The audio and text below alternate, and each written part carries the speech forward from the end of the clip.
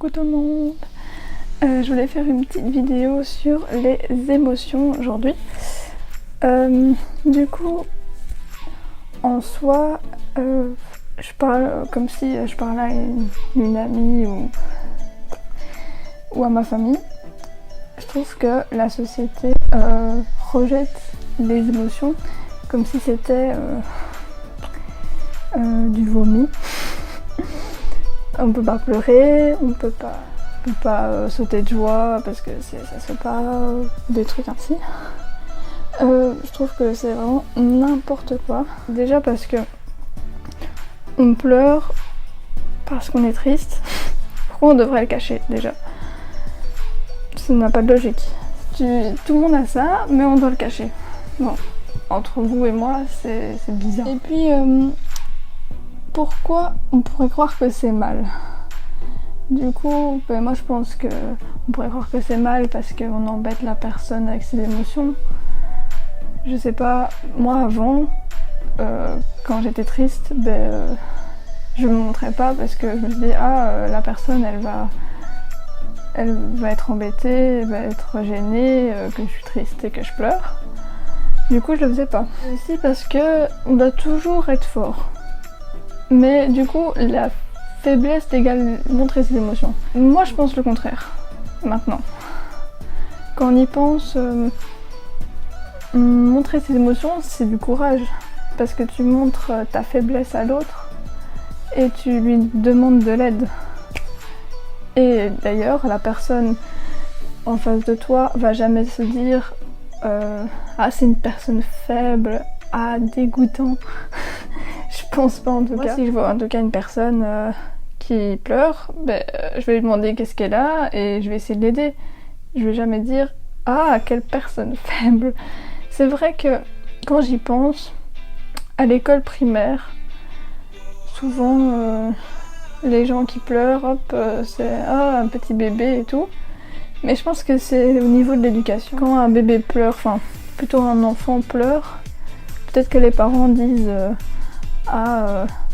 faut pas pleurer, sinon à l'école tu vas te faire harceler. Du coup, les enfants à l'école disent pleurer je peux pas. Et ceux qui n'ont pas la même éducation, ils rigolent des autres et tout. Je pense que c'est un truc comme ça qui colle pas. Niveau d'éducation, je sais pas trop. En tout cas, montrer ses émotions, c'est pas hyper bien dans la société. Parce que je trouve ça répugnant. Pourquoi pas changer tout ça?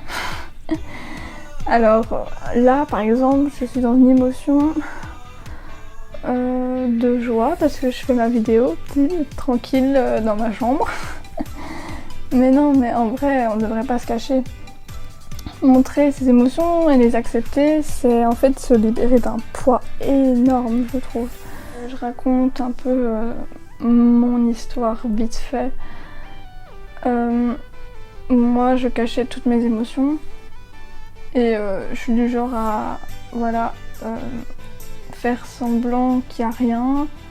Si je suis en colère sur quelqu'un, je fais semblant de rien. J'ai tout fait plutôt, mes émotions, j'ai tout fait, ma colère, ma tristesse, et je pleurais le soir dans mon lit quoi. Ça, pour après, en avoir complètement marre. Et je sais pas comment les gens font ça toute leur vie. Et du coup j'ai appris le développement personnel, ce qui m'a vraiment aidé à accepter mes émotions et à pouvoir les montrer directement.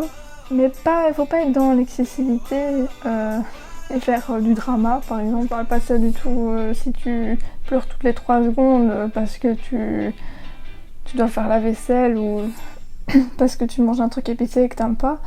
Non, c'est pas ça que je veux dire. Dramatiser, mais il faut montrer ses émotions.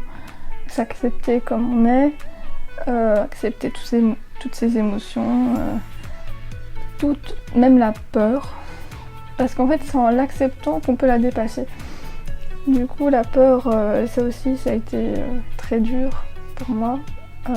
J'ai très peur de l'échec.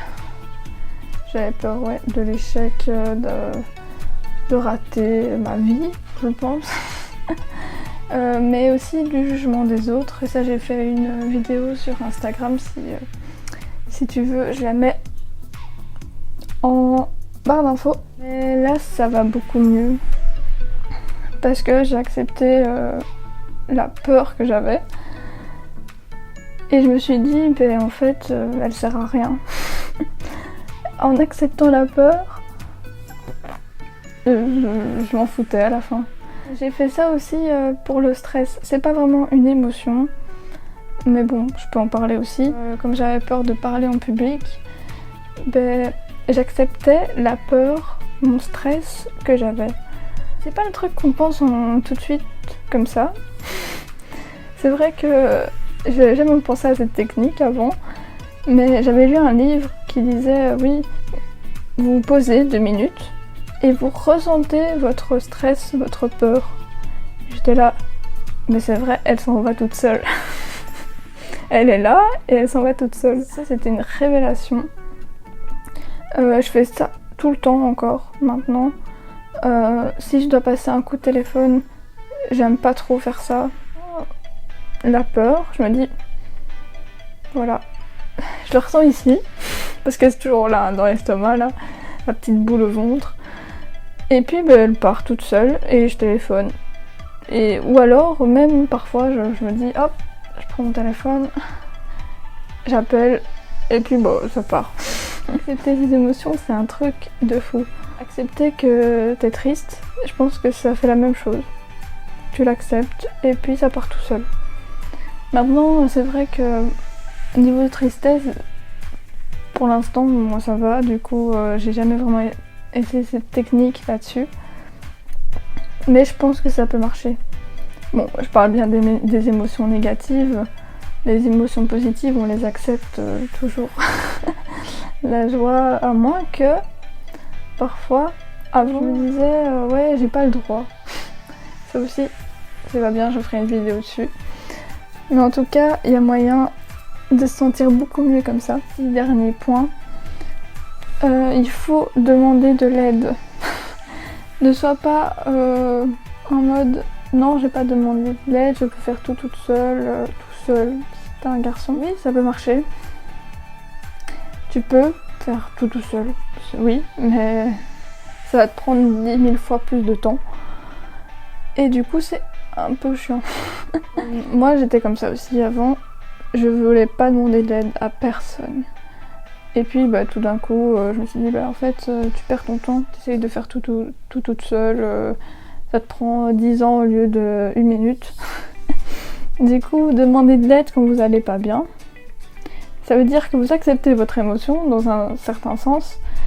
Et après, ben, vous allez demander de l'aide, ça va aller beaucoup mieux, beaucoup plus vite.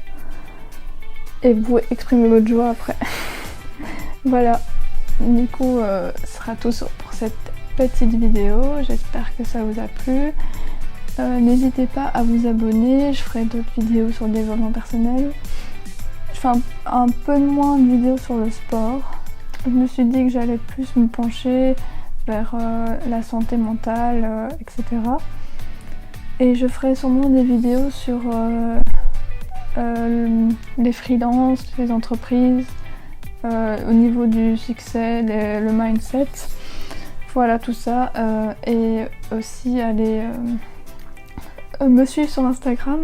Je mets du contenu tous les jours sur mes stories et en post normal. Voilà, et du coup je vous souhaite une bonne journée ou une bonne soirée. Je vous fais de gros bisous.